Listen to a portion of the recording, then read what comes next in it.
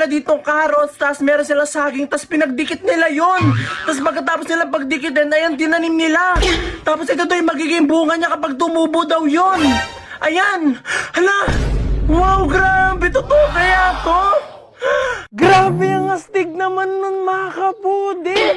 Totoo kaya yun na kapag pinagsama mo daw yung carrots pati yung saging tapos itinanim mo daw sila, tutubo daw sila ng iisang puno lang. Grabe, dapat dati pa natin nalaman yun. Eh, di sana hindi tayo nagsasayang na bakante sa lupa para magdalim ng carrots pati na saging. So try natin yan at titignan natin yan kung totoo talagang tutubo talaga sila kapag pinagsama sila ng iisang puno. So tara na! Sana totoo talaga yun. Ayan, so tara na, gawin na natin yung napanood natin. So ang gagawin daw natin ay hahatiin daw natin tong saging. So kumuha muna tayo ng saging. Kukuha tayo ng magandang klaseng saging. Ito. Ayan. Tapos, pagkakuha natin ng saging, hahatiin daw natin siya kasama rin tong carrots. So tara, pag ganitong hati. Ayan. Oh my God, sana talaga gumana yun eh. Ito yung kailangan talaga natin. Yan, katulad sa napanood natin. Tapos, hatiin din natin to para mapagduktong natin sila. Ayan. Amazing. Tapos, pagdidikit daw natin, ganyan daw. So, meron tayo dito ng toothpick. Ito yung magiging pandikit natin sa kanila. Gaganyan daw. Tapos, kuha tayo ng toothpick. Tusok natin sila. Para hindi sila magka-problema sa kanilang pagtubo. Ayan, ganyan daw. Ayan. Yan. So ito na, kapag naganto na natin tong saging at carrots, ang gagawin naman natin ay itatanim na daw natin sila. So meron ako ditong biniling ito yung binlog ko dati na parang instant soil. Na kapag binasa mo siya, talaga magkakaroon ka agad ng lupa. So ito 'yun. Ayan. So ito yung binili ko na instant lupa. Ayan, katulad dati yung binlog ko. Para talagang maganda nga yung pagtanim na. Yan. So ito yung mga instant soil na kapag binasa mo to, akala nyo lang dito sa instant soil na to na mukha lang siyang maliit at onting lupa. Pero pag binasa mo to, sobrang dami nito. Yan, isa lang yung gagamitin natin para dito sa ating gagawin. So ang gagawin muna natin ay ilalagay muna natin tong instant soil dito sa ating balde. Yan, tapos ilagay natin siya dito sa timba. And then maglalagay lang tayo dito ng konting tubig tapos talagang dadami na to. Okay na yan, mga ganyan tubig lang.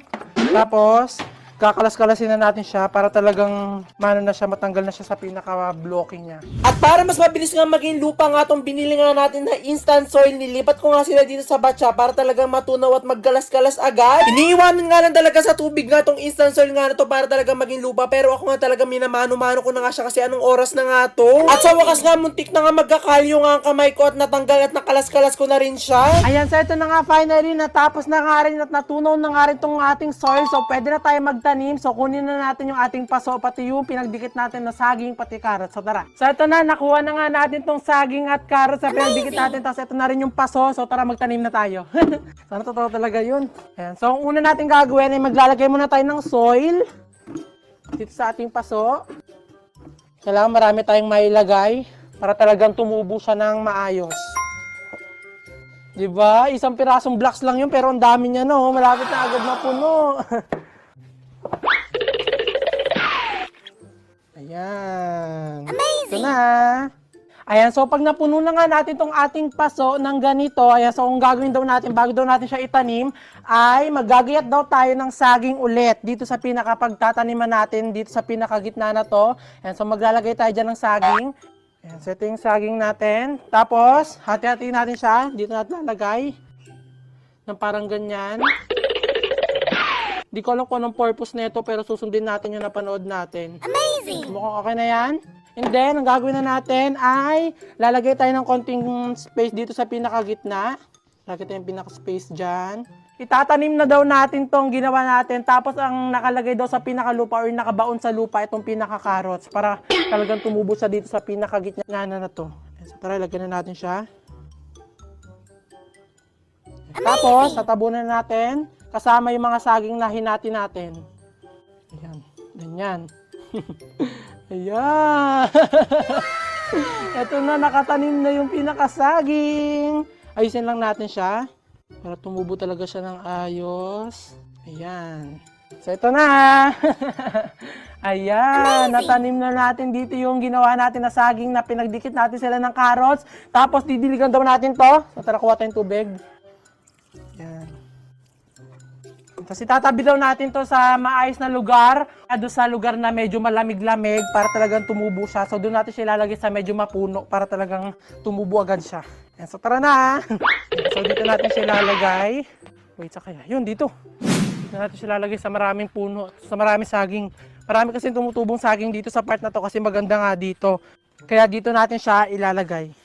Ayan, so dito natin siya ilalagay para talagang tumubo talaga siya kasi medyo malamig nga sa lugar nga na to. Tapos, ang susunod daw natin ilalagay para talagang tumubo at magkaroon nga siya ng ugat ay timba. Tatakluban daw natin siya ng timba kasi ito yung napanood ko dun sa video nga na nakita natin para talaga daw tumubo talaga siya ng maayos at mabilis. Ayan. Tapos, iiwan daw natin yan na mahigit 2 months or 3 weeks or 1 month para talaga magkaroon siya ng ugat o kaya tumubo siya para maging katulad ng ganitong puno. Amazing. At magkaroon siya ng tubo ng saging pati ng karot. Ayan. So, sana gumawa na talaga yung napanood natin. Ayan. Tsaka na lang ha. Magpalaki ka dyan. Bye-bye. Abangan niyo ang part 2.